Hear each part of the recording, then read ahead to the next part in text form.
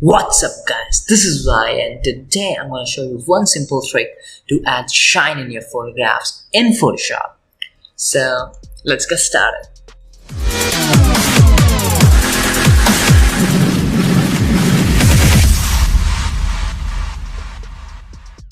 Okay, so we are in Photoshop and now I'm going to show you how to add shine. And I'm going to just create an exposure layer. Watch very carefully. And I'm going to just increase the exposure.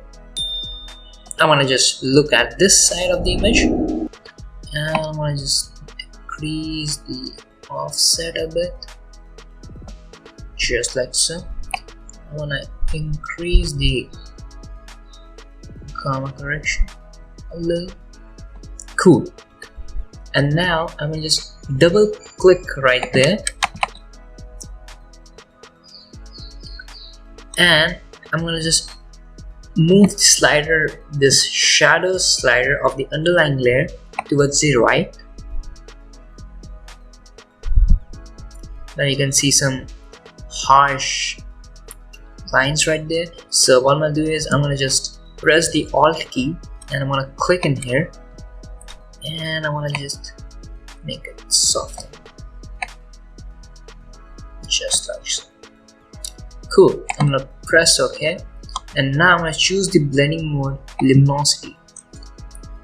Cool. So this is the before and this is the after. Pretty dope, right?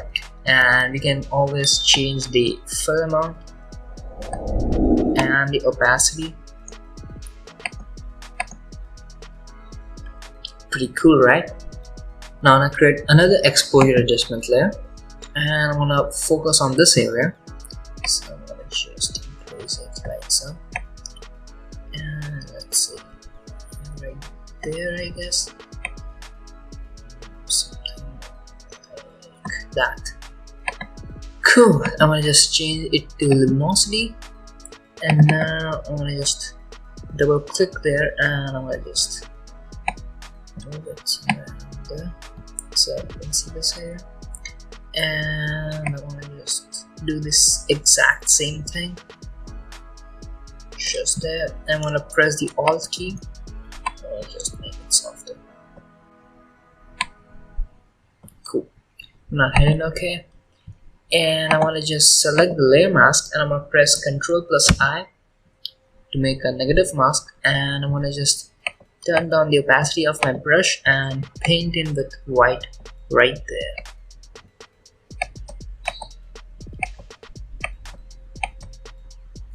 That's too much. I'm going to raise it a bit. Okay, so this is looking good. I'm going to just decrease the opacity a touch and the fill amount. Cool. So we can stop right here, but if you want to make the face pop a little, then what I suggest is create a curve adjustment layer and change it to luminosity as well, and just choose this click and drag tool, and I want to select a dark region like this one. I'm going to just bring it down. I'm going to select a brighter region like there. You can see it points a marker right there. As soon as I just point my eyedropper tool on the highlights, so I'm going to just increase it a touch, just like so. Also, it creates a nice subtle S-curve, so this gives it a little more dimension.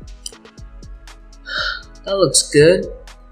So this was it, guys. Thanks for watching. Make sure to subscribe to my channel and hit the bell notification icon if you haven't already, so that you never miss a future update. Also, if you enjoyed this tutorial or learned something new today, please give me a thumbs up, and if you have any query or feedback to give, the comment section is all yours. Thanks, and I will see you in the next video.